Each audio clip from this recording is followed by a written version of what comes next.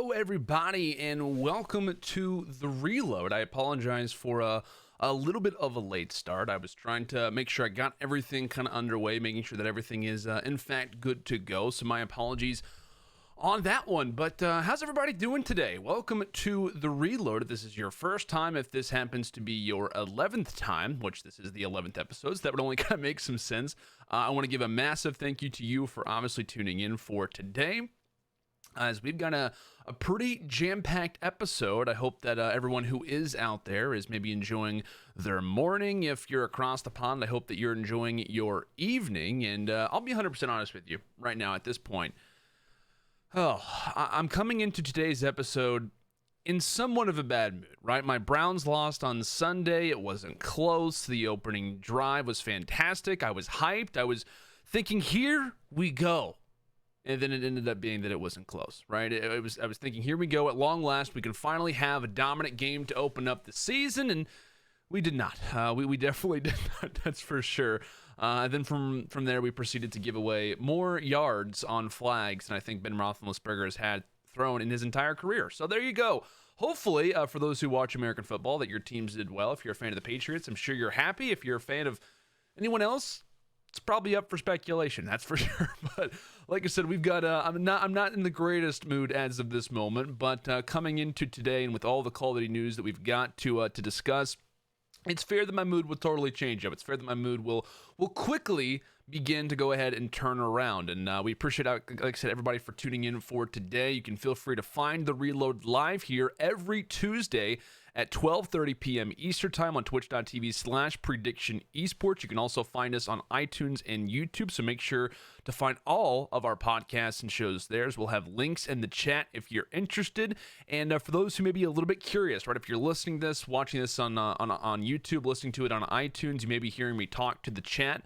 Or maybe even mention that we're live right now. On which platform is that? Well, that's actually on twitch.tv/Prediction Esports. So if you hear me call it the chat, if you hear me start to reference someone else's conversation, it's because I am in fact talking to a live audience, if you will, for right now. So like I said, make sure to check us out here every Tuesday at 12:30 p.m.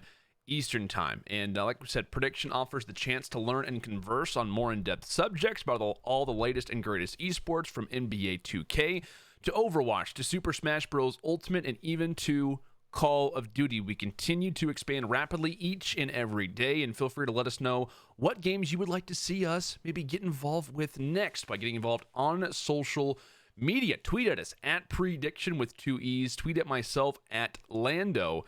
And like we said, we'll go ahead and get on into things. All right, so let's go ahead and start from the very beginning. Let's start from where we are as of this moment. Twitter has decided to literally burn itself down over the last few days in terms of rumors, in terms of speculation. That's kind of a majority of what today's show is about. We've seen Karma and Crimsix announce their free agency.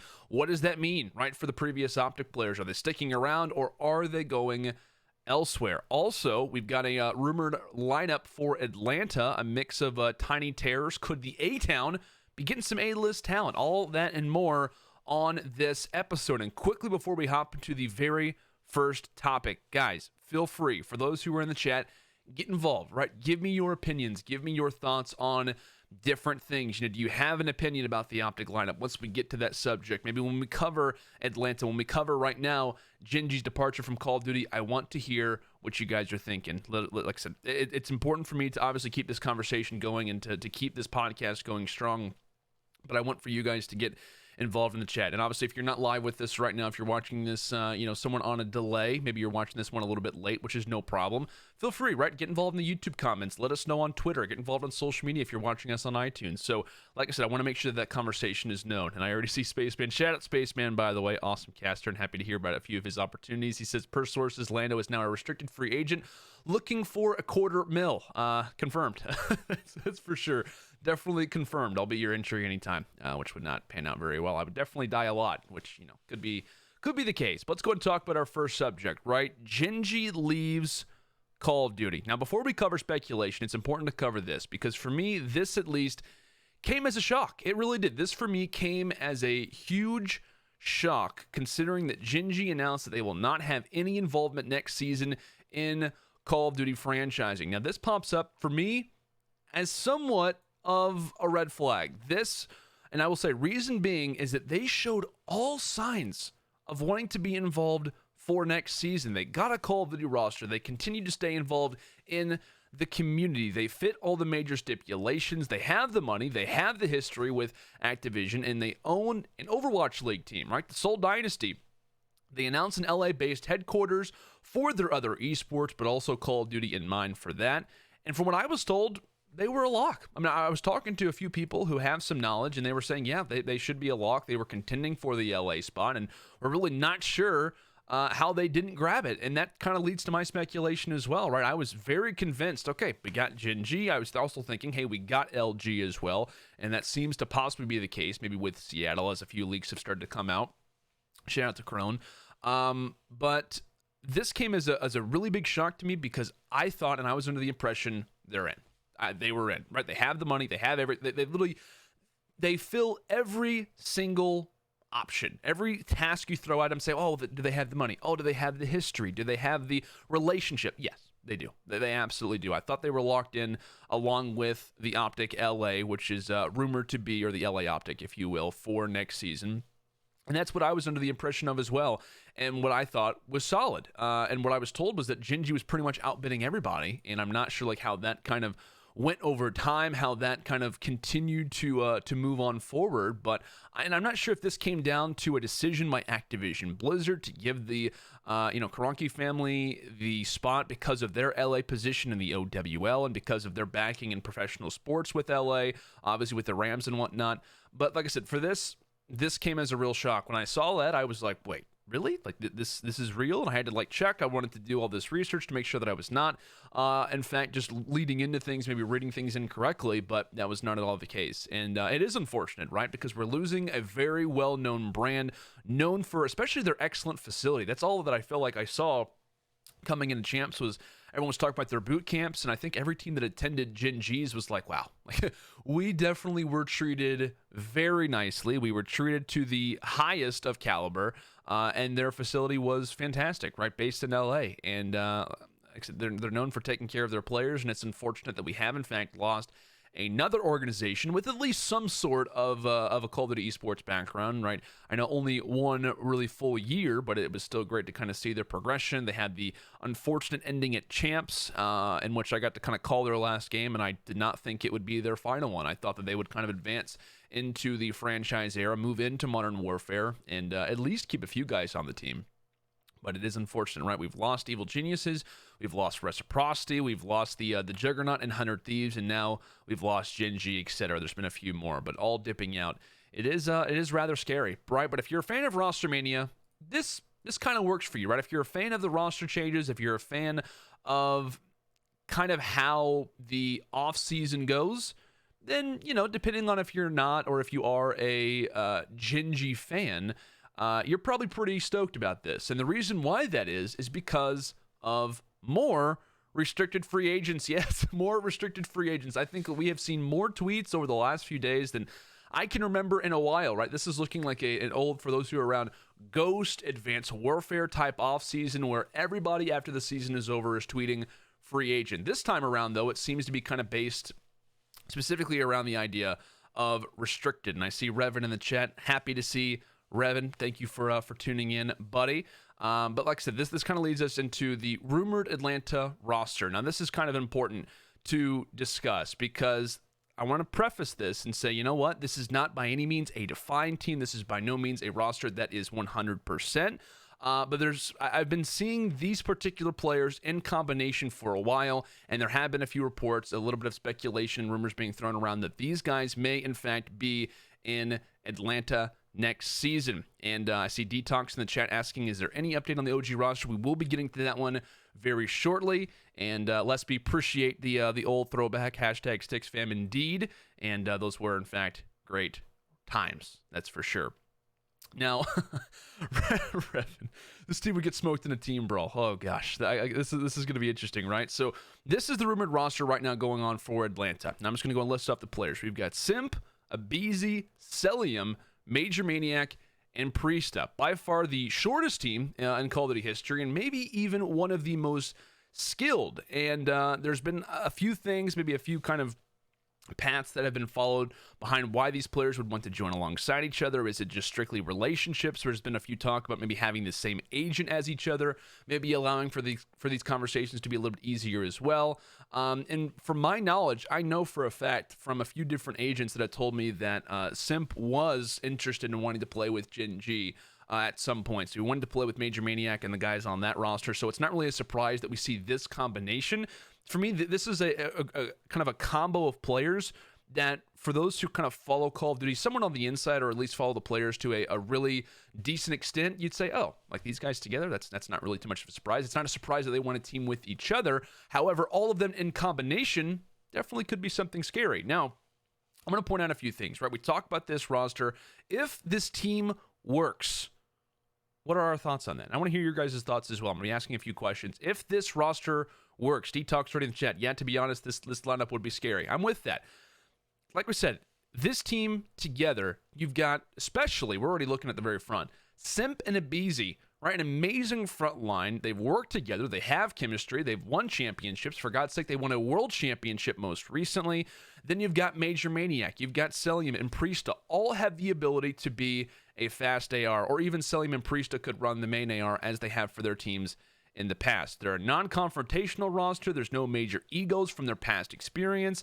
And I like to call Priesta kind of like the Swiss Army knife, right? He can play pretty much anything. We saw him throughout Black Ops 4, whether it was Fifth Phase, being the main AR, being the entry SOG, being the Maddox, and obviously in his progression to 100 Thieves as well. He did everything, which is very crazy, right? So if this roster works, and these are the positives, right? They have almost every, in some ways, category locked up. And if you're looking at Search and Destroy experience, boy, do they have it, right? Major, Maniac, Simp, aBeZy, Cell, they all come from primarily based Search and Destroy backgrounds. And as someone who has casted over them a ton during their come up, these guys played with each other a ton. They played against each other a lot as well. So this, for me, is a fast group of young guys who've got some longevity on their career, and they have a lot of potential with this young team. Now, and I see a few people already talk about this in the chat as well, and they're bringing up excellent points.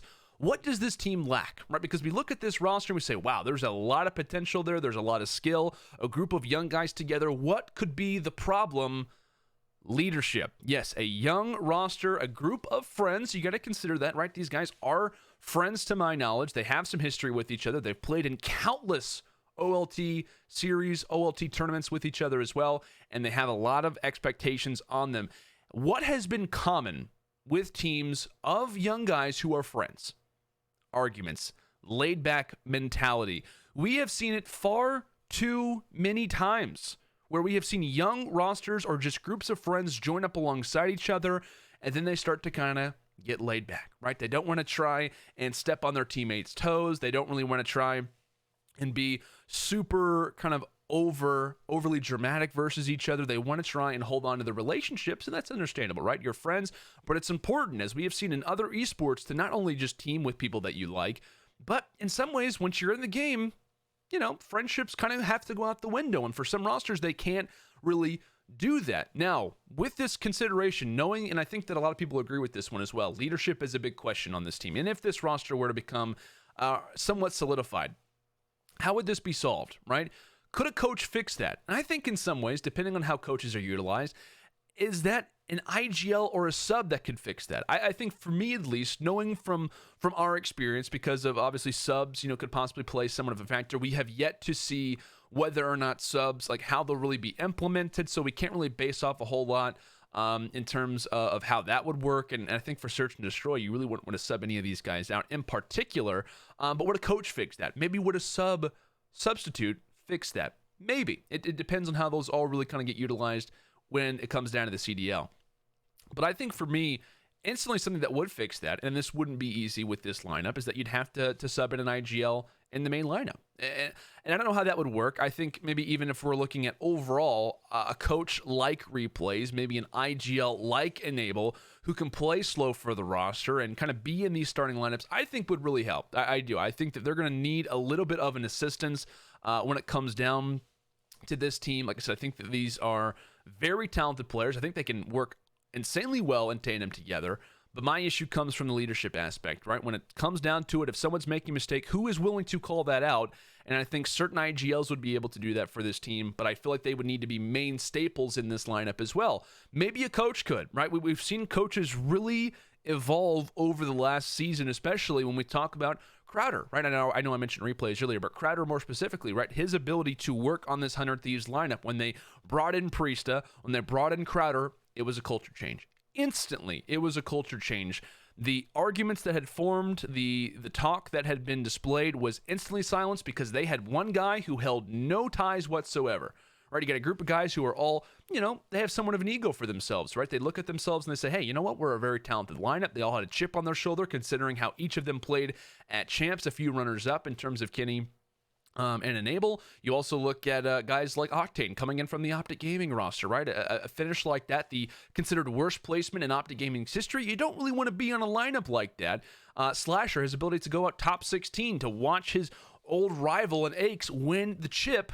They had some, no pun intended, chips on their shoulder in terms of this team. And so I think for me, this is telling, right? This for me is incredibly telling, and I feel like they would need an IGL in some ways. But quickly, expectations for this roster. And if this roster does work, boy, it'd be scary, right? If we see these guys in the CDL, considering that no other team would have these particular players, it would be a scary lineup that has a lot of potential to be a contender, whether it's for playoffs, however really the seasons work. They, for me, would be one of my targets, without question. This is a very scary team to walk up against, knowing the speed on this roster could be incredibly bruising. These guys grind the game, they hunt for knowledge, and they all have a ton of potential, and maybe ones that we haven't even tapped in yet. Like, we talk about how young these players are. A few of them, like, they've been in the scene for like 2 years. Like, a majority of them have. Let's talk about their quick come-ups, right? Because where were these guys at a title ago, right? In World War II, Major Maniac, he was on Lethal Gaming, trying to prove that he wasn't just some search and destroy star. Simp was proving himself in OLTs, waiting until he was 18. I was casting over him every single week because of how much he wanted to grind. It was incredibly noticeable. Abizi was playing in OLTs, right? He was playing with Tupac Thuglord and the guys on Wildcard, and eventually got an opportunity to play on E6. Celium, same thing as Simp, right? Both on the EU Cadets with each other. They're both waiting to turn 18. Like I said, EU Cadets with Simp, Illy, and Turnup. They were waiting on Black Ops 4. And now, like we said, we go from last title here into Black Ops 4. Now Major Maniac, where does he stand? Outside of champs in the first event, didn't place outside of top 6. Simp and Abizi, 2 championships, including a world title. The MVP going to Simp. Considered by a lot of people to be the best sub duo in the world. Priesta, 2 championships, right? Joins what seemed to be and what could have been somewhat of a dynasty-like roster. If we could have saw 100 Thieves close at the final 2 events, I think they would have been in contention for that. But he was ultimately the major difference maker, as I called it, the Swiss Army knife of the teams that he joined. Can pretty much run every single role in the world, and continue to prove himself as a mainstay and one of the best players on each team that he participated in.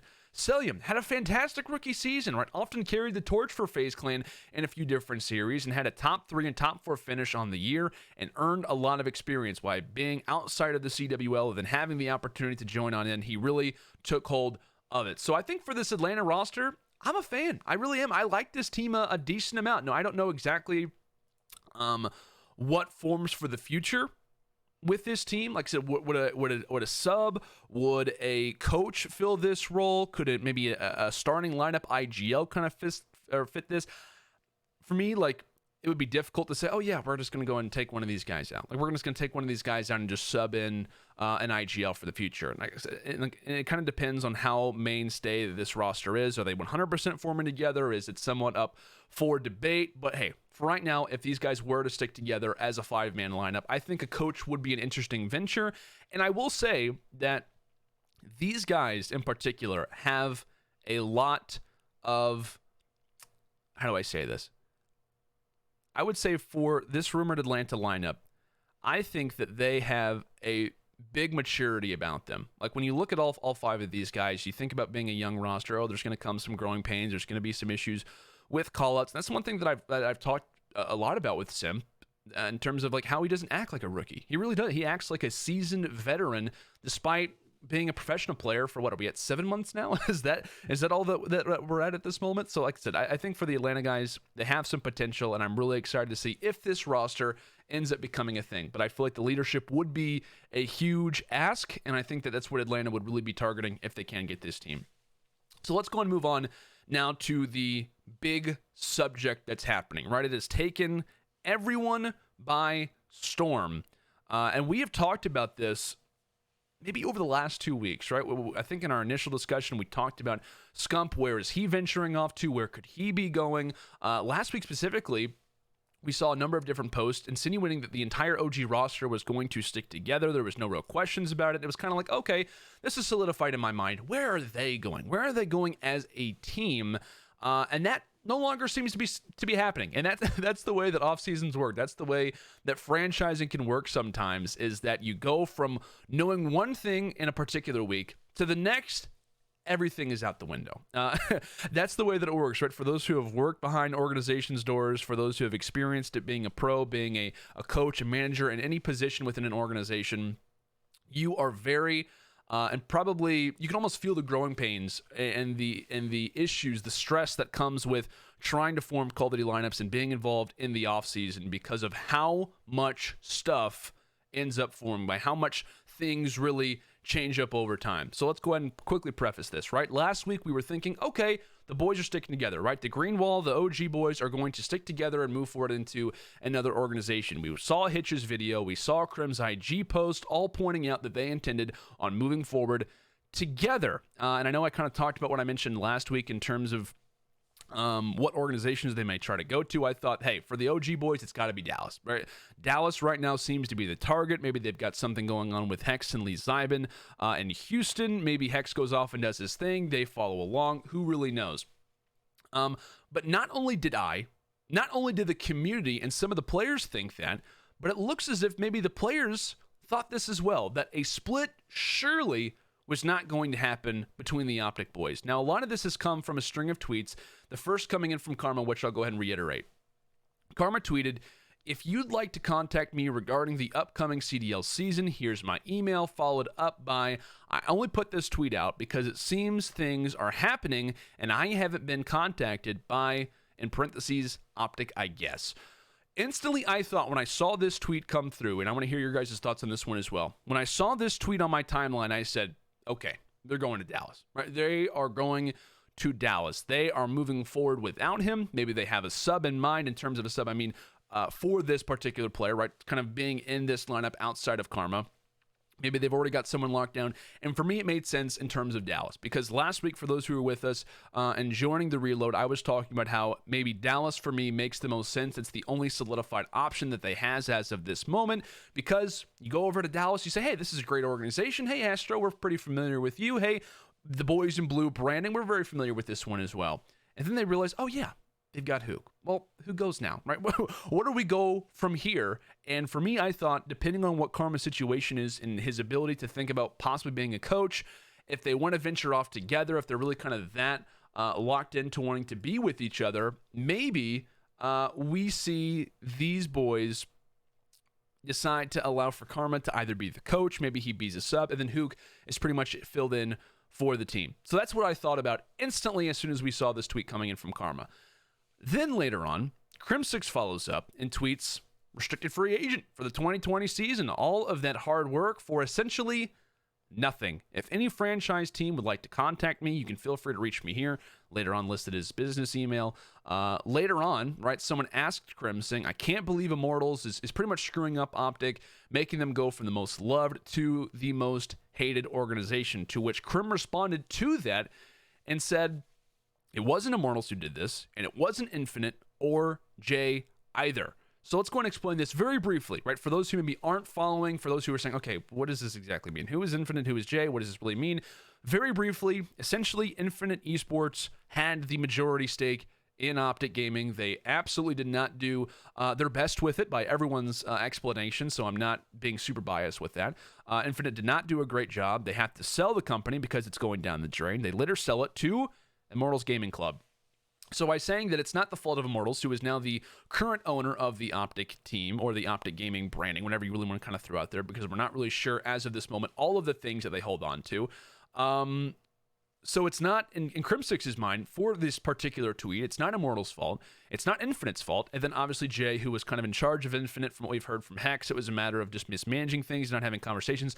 I don't want to go into that because it's none of my business. So at least in Crimsix's opinion, it has nothing to do with any of the outside parties that maybe a lot of people would have thought in terms of organizations and in terms of particular people who were under the Infinite branding. So for me, and this is interesting because essentially Krim is saying that the issue of messing up Optic, which we don't know if he's referring to the old situation or an old situation leading to a new one, is causing him to be a free agent. We also don't know his tone in this to a certain extent, right? Is this anger toward the current team for brewing this up? Is this more of an anger toward a specific person as well? All of this comes from the free agency tweet. So for me, this tweet is a result of his feelings toward becoming a free agent. And if he isn't angered by this in relation to Immortals, Infinite, or even Jay, this has to be a specific person or maybe the idea of getting info from the roster, because it's important to keep in mind how close these tweets were to one another, right? Or rather, Karma's tweet came from the night of September 8th. Krim tweeted the morning of the next day. So the evening of the 8th, the morning of the 9th, that's when both of these tweets come through. Just enough time, if you're Crimsix, to see that Karma has not learned anything. Maybe he said, I don't know, Krim. I don't know what's going on, man. I have no idea. I have not been told anything. Maybe Krim tried to reach out and realize that maybe he isn't wanted. Maybe he's not getting any answers, or maybe he's not getting the answer that he intended as well. Maybe he isn't going to be progressing with TJ, Dashy, or Scump. Now, quickly, don't get me wrong. By no means am I tossing out the blame game on anybody. I would not think in any way this has to get put onto Hex. I wouldn't say with certainty anybody. So don't misconstrue what I'm about to say. Don't misconstrue what I'm about to kind of discuss here, because I want to be very clear. I'm not saying anyone from my knowledge. I am simply speculating. We have to be careful whenever you talk about that, because a lot of people will assume that this is Landon's feelings toward a particular player. When pros have spoken out about things, it's misconstrued sometimes as what they think is 100%, and those are their feelings. This is what I believe could be going on as of this moment. So with all of that said, this is what I think may be happening, right? This is Landon's opinion, nobody else's. And this comes from what I think could be, not what is, or what rather could be happening. I think that this is the other OG guys, if not one in particular, leaving Karma and Crimsix out to dry. Now, this could be a manager. This could be a certain person that's leading the Optic guys away from each other that we don't know. But from the pieces that we do know, this for me may or may not have Scump's name on it. It may or may not have Dashy. It may or may not have TJ's name on it. And maybe they've realized, hey, you know what? With the current lineup that we had, we were outclassed last season, right? Our first event performance was fine. It was great. That was phenomenal. But we were beaten up toward the end of the season, right? In the last game of Optic Gaming's history, we got 3-0'd by the new guys in town. We got 3-0'd by the new school, the cool guys on the block, by Nadeshot more specifically. Sure, we had a good start, but we far and away just weren't good enough. And that was very evident, right? Whenever I was personally in the front row and I was watching for the last time Optic Gaming's branding be shown with those players under the spotlight performing for this organization, it was instantly noted they just weren't good enough. It wasn't something in particular. It wasn't a clutch factor that was missing. It was a number of different things that were occurring that just showed they weren't good enough. And Scump has made it clear, and for those who have watched a few different podcasts, and obviously major shout out to all the people that have kind of been, especially in the off season and kind of as of recently, expanding into podcasts and stuff like that. Self-Made with Nadeshot, obviously, Hector's podcast as well, the Eavesdrop. But for those who have kind of listened to a few of those, they have heard Scump pretty much talk about that he intends to only play for 2 to 3 more seasons. Maybe he wants to go out on top. Maybe after Krim and Karma by no means having the best year that they ever have had, that's for sure, the other 3 would like to venture elsewhere. They'd like to, in some ways, relocate. Maybe they head over to Dallas. Say, hey, what's up, Hook? How's it going, buddy? What's up, Envy? What's up, Astro? You guys want a team? Let's bring in Arcides. Let's bring in Gunless. You know what? Let's bring in Formal. Let's roll out this season at the top. Let's get to the very front of the line and bring in the extra pieces to complement us that will allow for us to be a top caliber team. Again, because it's been a while, right? It's been a decent amount of time since these particular players have been on top. And especially if we're kind of more specifically talking about on Scump because of, TJ's kind of shorter history in terms of relation to Scump. Obviously, Dashy, being a few-year player, not having the same history as those guys either. But let's go and talk about a few other things that happened since then. Karma later on during his stream kind of commented more on the tweets, and we're going to try to take a little bit more from this, and said this. Nobody wants to say anything to anyone, so I tweeted what I did. I'm sitting here in the dark while people are doing stuff. You hear that? People are doing stuff. People, multiple, are doing stuff. That's a sign of a man who is incredibly in the dark. And normally, and pros know this very well, when you're in the dark, odds are it was intended to be that way. Meaning it's not a coincidence that no one's responding to my message. It's not a coincidence that no one's returning my calls, my texts, my DMs. Someone, or rather something, looks to be brewing. And after 5 titles together, could we see the core of the old dynasty, the core 3, finally be parting ways? It looks entirely possible. So at this situation, and like I said, guys, at this moment, we, and from a very humanistic point of view, we're speculating, right? We are assuming what could be, and I have to preface that every single time I get the opportunity. We are prefacing what could be from what we know. Where could Crimsix and Karma go now, right? Because they're the only players as of this moment to tweet out that they are in fact restricted free agents. Who knows? Within an hour from now, by the time that you're listening to this, by the time that you're watching this, by the time that we're live next week, we probably are going to know a ton of different new stuff, or more rumors will be out there. But would Crimsix and Karma maybe go together? Where are they going to go now, right? With franchising, they're intending on being restricted free agents. That's kind of their goal as of this moment. Are they sticking with Optic? Let's go and assume that maybe they're taking every opportunity that's available, because I think that makes sense, right? I think that kind of makes sense for the most part, right? We want to try to venture elsewhere. We want to try to go off by ourselves if they are keeping us in the dark, which according to Karma is true. Does he at least want to try to go elsewhere? And I will say this right now. Any team right now in the CDL confirmed that's looking for a leader, any dominant roster that wants someone at the center of their success, you look no further than these two. There's a reason why the GOATs, these two, the greatest of all time discussion is based around these particular players.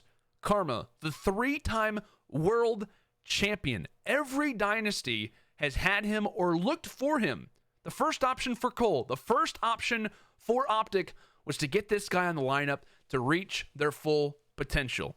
Crimsix, 33 major championships, a 2-time world champion, a work ethic by what has been explained by pros as unbelievable, and his determination, from what pros have said as well, would instantly put players into gear.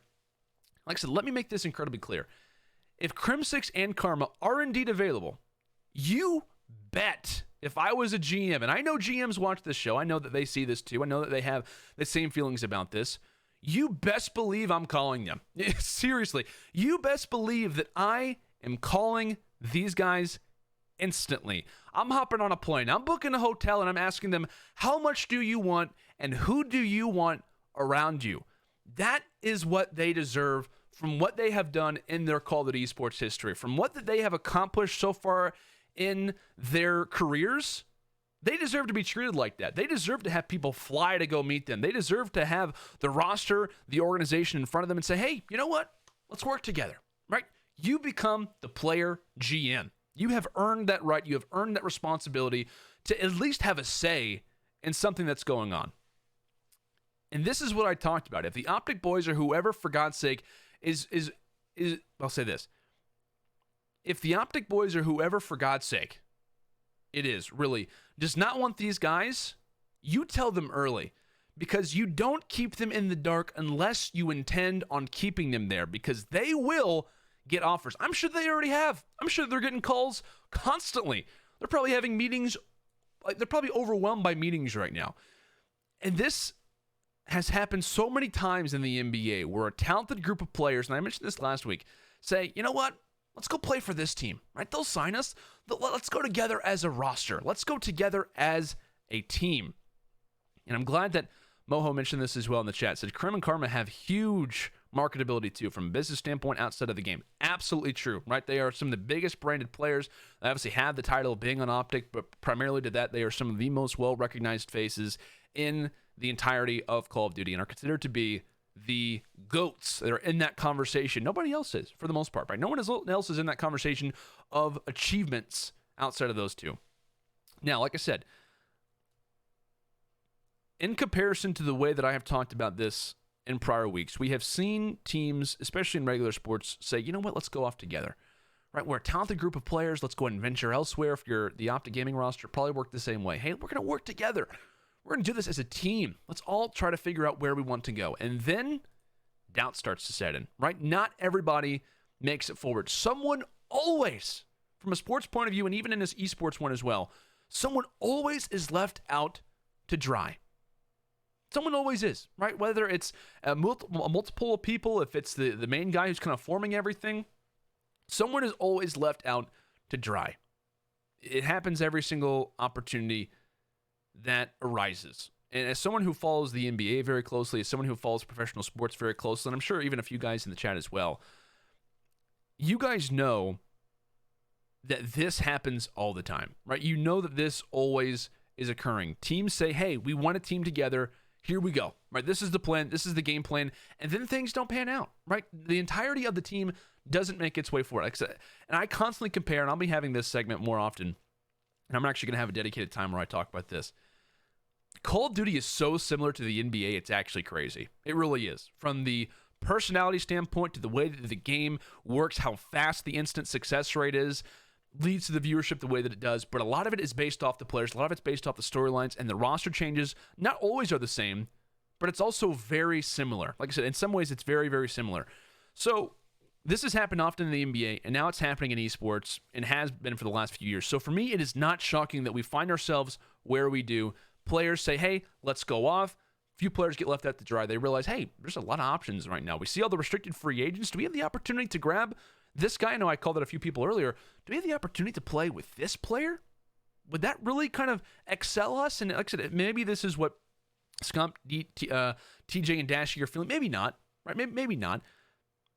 Maybe this is what their goal is to try and find someone else, right? Maybe this is their goal, to try and seek elsewhere, realize the restricted free agents that are available, and start to move forward. Who knows, right? There's a lot to be thinking about right now. Franchising is crazy. It really is. And we can obviously speculate and say, oh, this is the location that they could eye. Like I said, if you are, and this is what we believe right now, considering what has happened, if Krim and Karma are available, everyone is calling them. If you're not calling them, you're crazy.